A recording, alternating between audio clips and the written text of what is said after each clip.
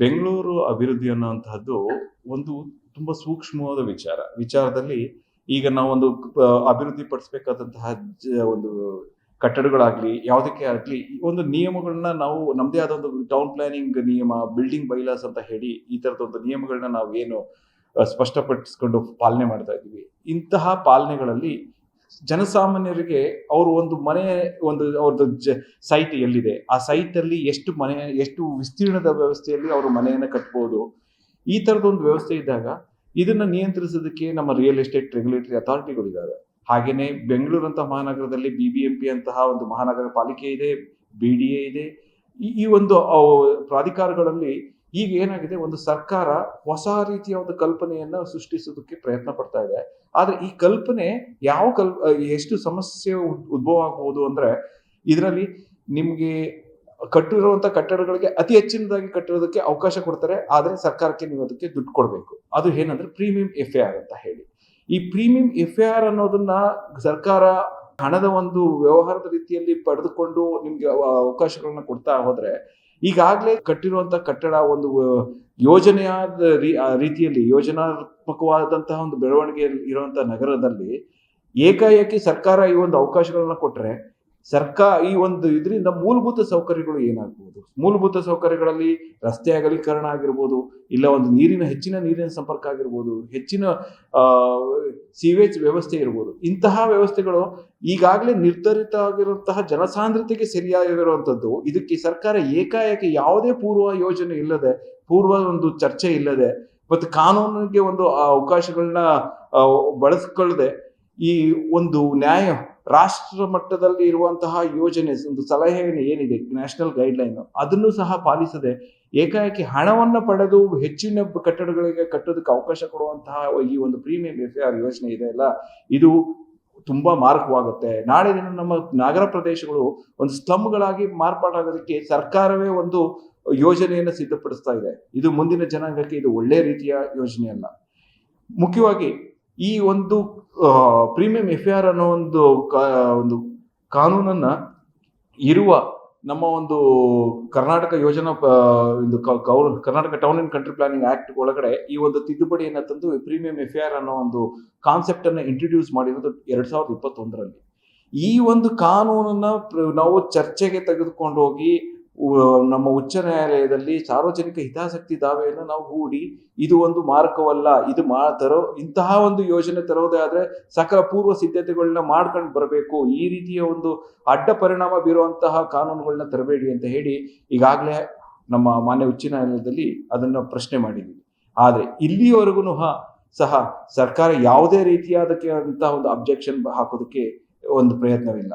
ಇದು ತಟಸ್ಥವಾಗಿ ಉಳಿದಿದೆ ಹೊರತು ಇದಕ್ಕೆ ಯಾವುದೇ ತರದ ಒಂದು ಪ್ರಕ್ರಿಯೆಗಳಲ್ಲೂ ಸಹ ಸರ್ಕಾರ ತೊಡಗಿಲ್ಲ. ಆದ್ರೆ ಈಗಾಗಲೇ ತಂದಿರುವಂತಹ ತಿದ್ದುಪಡಿಯ ಮೇಲೆ ಈಗಾಗಲೇ ನಮ್ಮ ಬೆಂಗಳೂರು ನಗರದಲ್ಲಾಗ್ಲಿ, ನಮ್ಮ ಒಂದು ಅಂತಾರಾಷ್ಟ್ರೀಯ ಯೋಜನಾ ಪ್ರಾಧಿಕಾರ, ನಮ್ಮ ಬೈಯಪ್ಪ ಪ್ರಾಧಿಕಾರದಲ್ಲಾಗ್ಲಿ, BMRDA ಪ್ರಾಧಿಕಾರದಲ್ಲಾಗ್ಲಿ ಈ ಒಂದು ಪ್ರೀಮಿಯಂ FAR ವ್ಯವಸ್ಥೆಯನ್ನ ಜಾರಿಗೆ ತರೋದಕ್ಕೆ ಸಕಲವಾದ ಸಿದ್ಧತೆಗಳನ್ನ ಮಾಡ್ಕೊಂಡು ಈಗಾಗಲೇ ಅದಕ್ಕೆ ಸಂಬಂಧಪಟ್ಟಂತೆ ರೆಗ್ಯುಲೇಷನ್ಸ್ಗಳನ್ನ ಜಾರಿಗೆ ಹೊರಟಿದೆ.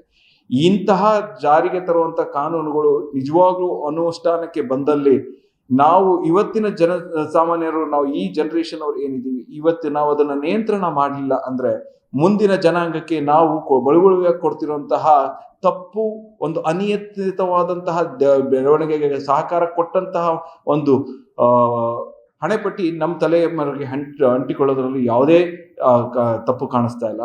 ಇದರಿಂದ ನಾವು ಸರ್ಕಾರಕ್ಕೆ ನಾವು ಸ್ಪಷ್ಟನೆ ಮಾಡುವಂಥದ್ದು ಏನಂದ್ರೆ, ಇಲ್ಲ ನೀವು ಈಗಾಗಲೇ TDR ಸಂಬಂಧಪಟ್ಟ ಹಾಗೆ ಈಗ ಯಾರು ತಮ್ಮ ಭೂಮಿಯನ್ನ ಬಿಟ್ಕೊಟ್ಟಿದ್ದಾರೆ, ಆ ಭೂಮಿಯನ್ನ ಬಿಟ್ಕೊಟ್ಟಿರೋರ್ಗೆ ನೀವು ಆ ಸರ್ಟಿಫಿಕೇಟ್ನ ಬಳಸ್ಕೊಳ್ಳೋದಕ್ಕಂತೂ ಅವಕಾಶನ ಈ ಪ್ರೀಮಿಯಂ FAR ಇಂದ ಕಿತ್ಕೊಳ್ತಾ ಇದ್ದೀರಾ. ಈ ಕಿತ್ಕೊಳ್ತಾ ಇರೋ ವ್ಯವಸ್ಥೆಯಿಂದ ಅವರಿಗಾದ್ರೂ ಆ ಒಂದು ಹಣಕಾಸನ್ನ ಒಂದು ಪರಿಹಾರ ರೂಪದಲ್ಲಿ ಈಗಾಗಲೇ TDR ಬದಲು ಯಾರ್ಯಾರು TDR ಸರ್ಟಿಫಿಕೇಟ್ ಇಟ್ಕೊಂಡಿದ್ದಾರೆ, ಜಮೀನನ್ನ ಈ ಸರ್ಕಾರದ ರಸ್ತೆ ಅಗಲೀಕರಣಕ್ಕೆ ಮಾಡಿಕೊಟ್ಟಂತಹ ಈ ಸರ್ಕಾರದ ರಸ್ತೆ ಅಗಲೀಕರಣ ಯಾವುದೇ ನಯಾ ಪೈಸೆನೂ ಖರ್ಚಾಗದಾಗೆ ಸರ್ಕಾರ ಹೇಗೆ ರಸ್ತೆ ಅಗಲೀಕರಣಕ್ಕೆ ಭೂಮಿ ಬಿಡಿಸ್ಕೊಂಡಿತ್ತು ಅಂತಹ ಭೂ ಮಾಲೀಕರಿಗೆ ಮೊದಲು ಈ ಕಾಂಪನ್ಸೇಷನ್ ಕೊಡುವಂತ ವ್ಯವಸ್ಥೆ ಮಾಡಿ.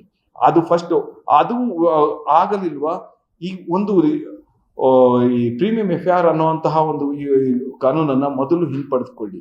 ಮತ್ತು ಇದನ್ನ ಈಗ ಕೂಡಲೇ ತಡೆ ಮಾಡಿ. ಇಲ್ಲ ಹೋದರೆ ಇದರಿಂದ ಆಗುವಂತಹ ವಿಚಾರಗಳು ಏನು, ಒಂದು, ಭೂಮಾಲೀಕರಿಗೆ ಈಗಾಗಲೇ ಅವರನ್ನ ರಸ್ತೆ ಅಗಲೀಕರಣಕ್ಕೆ ತಮ್ಮ ಜಮೀನು ಬಿಟ್ಕೊಟ್ಟವ್ರು ಈಗ ಅವರನ್ನ ರಸ್ತೆ ಮೇಲೆ ತಂದು ನಿಲ್ಲಿಸಬೇಕಾಗಿದೆ.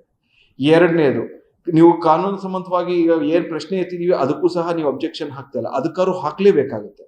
ಮೂರನೇದು, ಈ ಬಿಲ್ಡರ್ ಕಮ್ಯುನಿಟಿಗಳಿಗೆ ನೀವು ಈಗಾಗಲೇ TDR ಸಂಬಂಧಪಟ್ಟ ಹಾಗೆ ಈ ಅವಕಾಶಗಳನ್ನ ಡೈವರ್ಟ್ ಮಾಡಿ ಈಗಾಗಲೇ ಪ್ರೀಮಿಯಂ FIR ಕಡೆಗೆ ಬರೋ ರೀತಿಗೆ ಸರ್ಕಾರಕ್ಕೆ ಅತಿ ವೇಗವಾಗಿ ಹಣವನ್ನು ಸಂಪಾದನೆ ಮಾಡುವಂತ ಯೋಜನೆಯನ್ನ ನೀವು ಕೈಗೊಂಡಿದ್ದೀರಲ್ಲ, ಇದರಲ್ಲಿ ನ್ಯಾಯಾಲಯದಿಂದ ಏನಾದ್ರು ಒಂದು ನಮ್ಮ ಒಂದು ಸಾರ್ವಜನಿಕ ಹಿತಾಸಕ್ತಿ ಇದ್ದಾವೆ ಎತ್ತಿ ಹಿಡಿಯುವಂತ ಸಂದರ್ಭ ಬಂದ್ರೆ, ಇದೇ ಡೆವಲಪರ್ಸ್ಗಳು ತಮ್ಮ ಒಂದು ಸಾವಿರಾರು ಕೋಟಿ ಹಣವನ್ನ ಸರ್ಕಾರಕ್ಕೆ ಕೊಟ್ಟು ಪ್ರೀಮಿಯಂ FIR ಬಳಸ್ಕೊಂಡಾಗ ಅದೇ ಆ ಒಂದು ಪರಿಸ್ಥಿತಿಯಿಂದ ಈ ಒಂದು ನಮ್ಮ ಡೆವಲಪರ್ನ ರಕ್ಷಣೆ ಮಾಡೋರು ಯಾರು?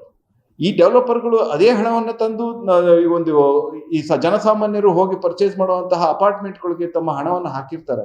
ಆ ಹಣದಿಂದ ಈ ತರದ ಒಂದು ಹಣಕಾಸಿನ ವ್ಯವಸ್ಥೆ ಒಂದು ಸ್ಥಗಿತಗೊಂಡಾಗ, ಪ್ರೀಮಿಯಂ FIR ನ ಬಳಸೋದಕ್ಕೆ ಆಗದೇ ಇರೋ ಪರಿಸ್ಥಿತಿ ಬಂದಾಗ ಜನಸಾಮಾನ್ಯರ ಗತಿ ಏನಾಗಬೇಕು? ಇದರಿಂದ ನಾನು ಎಲ್ರಿಗೂ ಹೇಳೋದೇನಂದ್ರೆ, ಜನಸಾಮಾನ್ಯರು ಯಾರು ಪ್ರೀಮಿಯಂ FIR ನ ಬಳಸ್ಕೊಂಡು ಯೋಜನೆಗಳನ್ನ ನಮ್ಮ ಡೆವಲಪರ್ಸ್ಗಳು ಈ ಪ್ರಾಜೆಕ್ಟ್ಗಳನ್ನ ತರ್ತಾ ಇದ್ದಾರೆ, ದಯವಿಟ್ಟು ಅಂತ ಯೋಜನೆಗಳ ಬಗ್ಗೆ ಒಂದು ಎಚ್ಚರಿಕೆ ವಹಿಸಿ.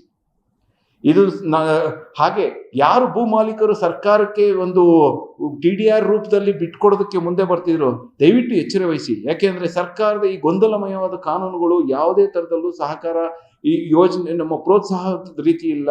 ಇದು ಒಂದು ಆಘಾತಕಾರಿಯಾದಂತಹ ಕೆಲಸಗಳನ್ನ ಮಾಡಕ್ ಹೊರಟಿದೆ. ಇದರಿಂದ ಜನಸಾಮಾನ್ಯರು, ಬಿಲ್ಡರ್ ಕಮ್ಯುನಿಟಿ ಅಂತ ಏನ್ ನಮ್ಮ ಡೆವಲಪರ್ಸ್ ಕಮ್ಯುನಿಟಿ ಅವರಿದ್ದಾರೆ ಅವರು, ಹಾಗೆ ಮತ್ತೆ ನಮ್ಮ ಭೂ ಮಾಲೀಕರು ಎಲ್ಲರೂ ಎಚ್ಚರಿಕೆ ವಹಿಸಬೇಕು ಅಂತ ನನ್ನ ಮನವಿ. ಹಾಗೆ ಸರ್ಕಾರ ಇಂತಹ ಒಂದು ಪರಿಸ್ಥಿತಿಯಲ್ಲಿ ಎಚ್ಚೆತ್ಕೊಂಡು ಈ ಒಂದು ಪ್ರೀಮಿಯಂ FIR ಅಂತಹ ಮಹಾಮಾರಿಯನ್ನು ದಯವಿಟ್ಟು ನಿಲ್ಲಿಸಿ. ಇದರಿಂದ ಜನಸಾಮಾನ್ಯರಿಗೆ TDR ಸಂಬಂಧಪಟ್ಟ ಭೂಮಿ ಬಿಟ್ಕೊಟ್ಟವ್ರಿಗೆ ಹಾಗೆ ಮುಂದಿನ ಜನಾಂಗಕ್ಕೆ ಒಳ್ಳೆ ಒಂದು ಮಾಹಿತಿಯನ್ನು ನಾವು ಬಿಟ್ಕೊಟ್ಟಂಗಾಗುತ್ತೆ. ಇಷ್ಟನ್ನು ಹೇಳ್ಬೋದು.